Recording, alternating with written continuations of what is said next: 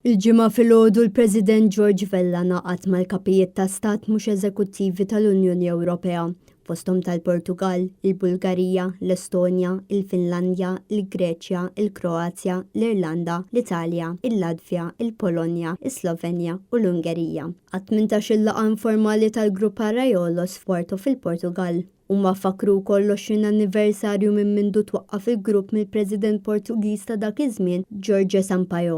Waqt l-ewwel sessjoni mmexxija mill-President tal-Portugal Marcelo Rebelo de Sousa, huma ddiskutew l-Unjoni Ewropea u s-sitwazzjoni fl-Ukrajna fejn huma kkundannaw l-invażjoni Russa fl-Ukrajna u l-President Vella saħaq li Malta ħadet din il-pożizzjoni bħala membru tal-Kunsill tas-Sigurtà tan-Nazzjonijiet Magħquda.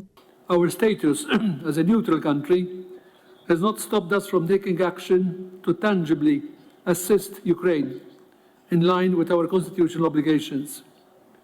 I promise that Malta will continue to provide humanitarian aid to Ukraine and will continue to fully support efforts that ensure European Union assistance in addressing the humanitarian situation and the rebuilding and recovery of the country and its people.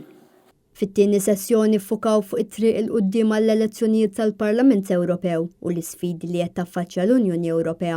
Fl-intervent tiegħu il-President Vella indirizza l-emerġenza klimatika fil-Mediterran u ddiskuta strateġji ta' rispons effettivi kif ukoll esprima tħassib ta' Malta dwar il-migrazzjoni regolari.